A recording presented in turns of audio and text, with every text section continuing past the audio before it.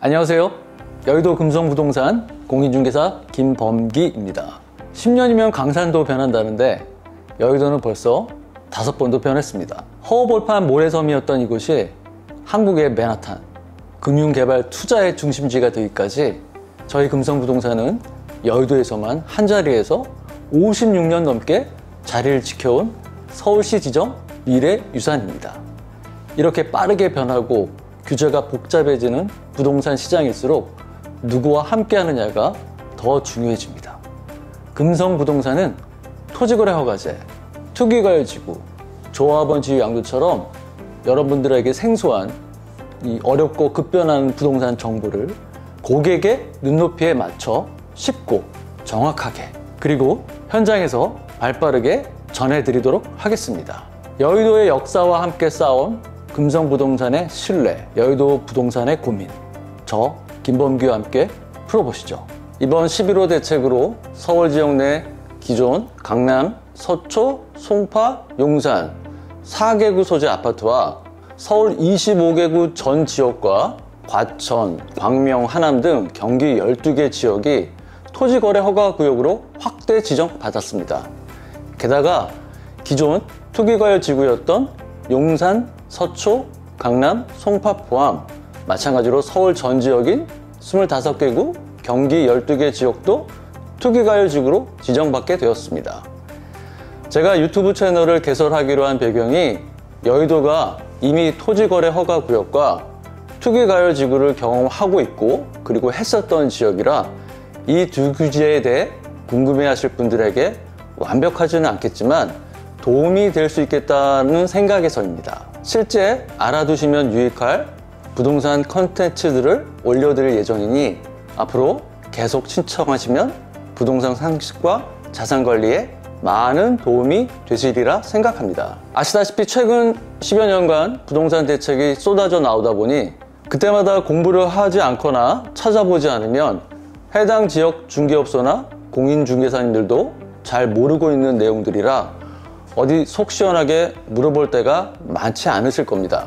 여의도는 2021년 4월 27일부로 앞, 여, 목성이라 불리우는 압구정, 목동, 성수동과 함께 토지거래 허가구역으로 묶여 매년 1년마다 연장되고 있는데요. 2026년 4월 26일로 연장기간 만기가 돌아오는데 올해 2월에 발표했던 잠실주공 5단지 우성 1, 2, 3차 아시아선수촌의 잠실지역 토지거래 허가 해제 후폭풍으로 거의 재연장 분위기가 확실하다고 보여지는데요. 여의도 투기과열지구는 2017년 파리 대책 때 지정되었다가 2022년 7월 5일 해제되었었는데 이번 10.15 대책으로 재지정되었습니다. 그러니 이 두 가지 규제를 겪어본 현장 실무자로서 여러분들에게 이해하기 쉽고 정확하게 알려드리도록 하겠습니다.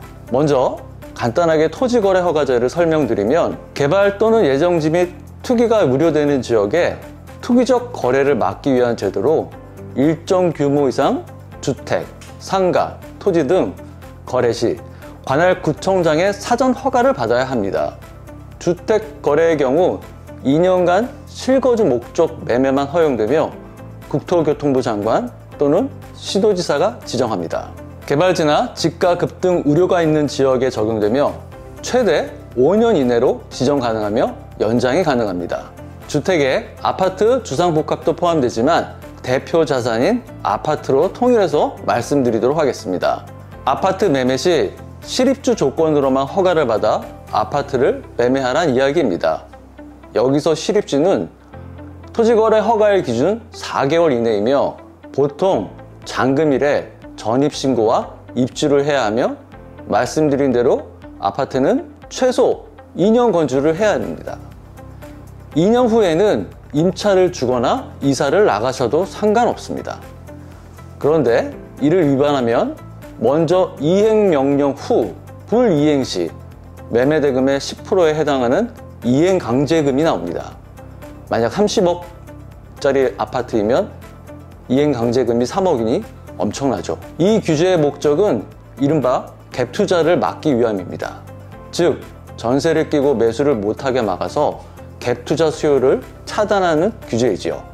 그리고 기존 1주택 등 기존 소유자라면 기존 주택을 파는 조건을 부여하므로 다주택자로서의 투기 수요를 잠재우려는 의도도 있습니다. 여기에 대해서는 다음 기회에 좀 더 자세히 말씀드리도록 하겠습니다. 토지거래허가구역으로 지정 시 이전 매매 계약과 큰 차이점이 있는데요. 담당 해당 구청에 토지거래 허가를 받아야 매매 계약서를 작성할 수 있다는 점입니다. 사실 중개업소 입장에서는 이 점이 가장 큰 애로사항인데요. 본래 아파트 매매 계약은 매도인과 매수인 간 협의가 끝나면 계약기간을 잡고 계약서 작성과 계약금 지급으로 계약이 완성됩니다.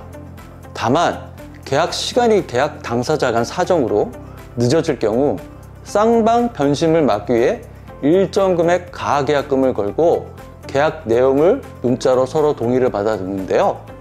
이러던 걸 현재는 해당 구청에 통상 2주 정도 시간이 소요되는 토지거래 허가를 받아야 합니다. 그래서 계약 조건에 쌍방 합의가 되면 약정서를 작성하여 약정금을 받고 당일에 토지거래 허가 서류 신청 서류를 작성하여 대리인을 통해 구청 부동산과에 접수합니다. 보통 담당 공인중개사님이 하시거나 법무사 사무실에 의뢰해서 진행시킵니다. 하루가 멀다 하고 바뀌는 게 사람의 마음인지라 약정서 작성과 약정금을 받아주지 않으면 계약의 성사를 장담할 수 없기 때문이죠. 접수했던 담당 주무관에게 토지거래 허가증 발급 연락이 오면 접수자가 수령하고 이후 매매계약서를 작성합니다. 약정금을 제한 계약금을 지급함으로 계약이 체결됩니다. 여기서 주의할 점이 하나 있는데요. 실거래 신고 의무로 인해 약정금 지급일 기준 30일이 넘어서 실거래 신고 시 실거래 신고 위반으로 과태료 대상이 된다는 점입니다. 약정금 지급 이후 본 계약이 30일이 넘어갈 경우에는 계약 체결에 기존 약정금을 매도자는 매수 의뢰자에게 반환하고 이후 매수자는 계약금 전액을 매도자에게 송금하도록 해야 합니다. 왜냐하면 계약서 작성일이 아닌 계약금이 일부라도 입금되면 그 입금일을 계약일로 간주하기 때문입니다. 게다가 이번 투기 과열 지구로 인해 자금 계획에 대한 증빙이 더욱 까다로워져서 이는 꼭 유념하셔야 할 사항입니다. 오늘은 여기까지 말씀드리고 다음번에는 투기 과열 지구와 조합원 지위 양도에 대해 알려드리도록 하겠습니다. 감사합니다.